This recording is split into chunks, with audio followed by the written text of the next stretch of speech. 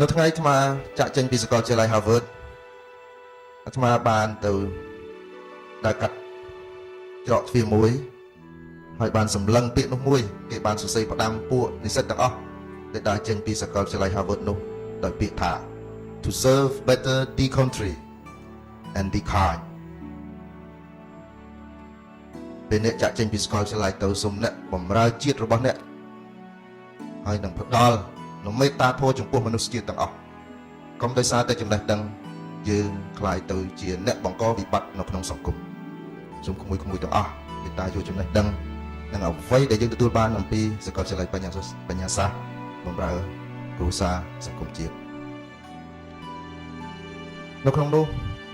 អ្នកនយោបាយអាចក្បត់អ្នកណាបានទាំងអស់តែអ្នកនយោបាយមិនអាចក្បត់ជាតិខ្លួនឯងបានទេលោកវិជ្ជាបណ្ឌិតអាចក្បត់អ្នកណាបានតែមិនអាចក្បត់អ្នកជំនឿរបស់ខ្លួនបានឡើយអ្នកបួសអាចក្បត់អ្នកណាបានតែមិនអាចក្បត់សិលធម៌បានទេប្រវត្តិវិទូអាចក្បត់អ្នកណាបានតែមិនអាចក្បត់ប្រវត្តិសាស្ត្របានទេយើងទាំងអស់គ្នាជានិស្សិតនៃបញ្ញាសាស្ត្រកម្ពុជាជាជនជាតិខ្មែរដែលខាតដល់ទៅការពារទឹកដីនិងថែរក្សាប្រទេសរបស់យើងឲ្យបានគង់វង្សយើងត្រូវការជំនាញដើម្បីនឹងចិញ្ចឹមរាងកាយហើយយើងត្រូវការគុណធម៌ដើម្បីនឹងចិញ្ចឹមតម្លៃនៃជីវិតនៅក្នុងពុទ្ធសាសនាបានបន្ថែមទៀតថាចំណេះដឹងដែលគ្មានគុណធម៌គឺជាថ្នាំពិសចំណេះដឹងដែលគ្មានគុណធម៌គឺជាថ្នាំពិសអញ្ចឹងនៅក្នុងព្រះពុទ្ធសាសនាបានបង្រៀនថាបើអ្នកមានវិជ្ជាហើយអ្នកត្រូវមានគុណធម៌ថែមទៀតវិជ្ជាគ្រាន់តែចិញ្ចឹមអ្នកឲ្យរស់គុណធម៌និងចិញ្ចឹមតម្លៃជីវិតរបស់អ្នកឲ្យពិភពលោកចងចាំជារៀងរហូតនេះគឺជាមូលដ្ឋានគ្រឹះនៅក្នុងពុទ្ធសាសនានៅក្នុងនោះផងដែរអាត្មាអាចសរុបដោយខ្លីមួយថាចំពោះការសិក្សានេះគឺព្រះពុទ្ធសាសនាបានសង្ខេបយ៉ាងខ្លីថាការអប់រំដែលពិតប្រាកដទី1គឺអប់រំមនុស្សដែលពីល្ងងឲ្យខ្លាយមកជាបណ្ឌិតអប់រំពីចិត្តមិនបរិសុទ្ធឲ្យខ្លាយមកជាចិត្តបរិសុទ្ធអប់រំពីមនុស្សទន់ខ្សោយ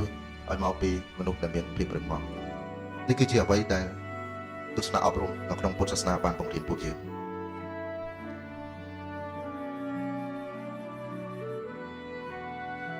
កាលពី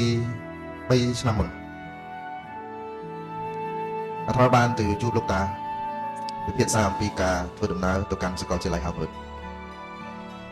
ហើយក្នុងវ័យចាស់ជរាលោកតាបានជួយយ៉ាងច្រើនចំពោះអាត្មាក្នុងការរៀបចំដំណើរទៅកាន់សាកលវិទ្យាល័យនេះប៉ុន្តែពាក្យមួយដែលអាត្មាបានចាំមុននឹងចាក់ចេញទៅលោកបានមានប្រសាសន៍ថាព្រះអង្គពេលដែលនិមន្តទៅកាន់សាកលវិទ្យាល័យ Harvard នោះ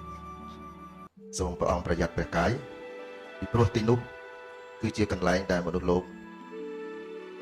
ភ្លេចខ្លួនហើយតែងតែបណ្ដោះនៅការប្រកាន់និងរឹងត្អឹងទៅក្នុងឋានៈ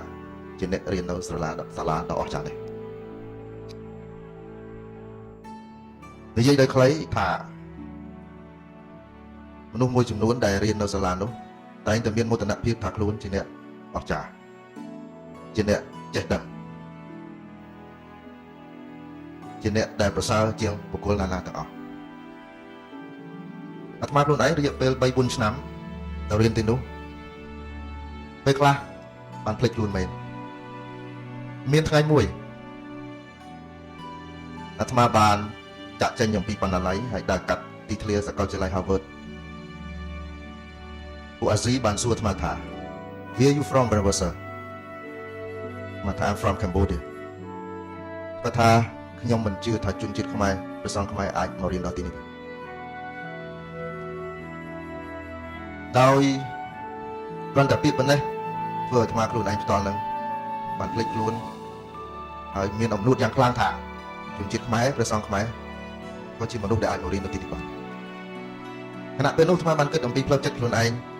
ហើយនឹកពាក្យរបស់លោកតាបណ្ឌិតថាសូមព្រះអង្គប្រយ័ត្នកាយប្រយ័ត្នផ្លូវចិត្តសញ្ញាបត្ររបស់ Harvard អាចคล้ายទៅជាទុក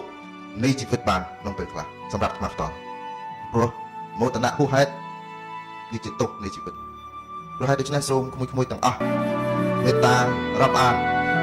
ដល់ការជោគជ័យក្នុងជីវិតឲ្យស្មើនឹងភាពបរាជ័យនៃជីវិត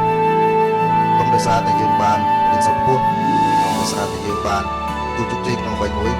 យើងមើលឃើញអ្នកដទៃថាអ្នកទាំងនោះមានភាពអត់ខ្សោយជាងយើងនេះគឺជាការអប់រំមួយដ៏ពិតប្រាកដដែលយើងទទួលបានក្នុងព្រះពុទ្ធសាសនា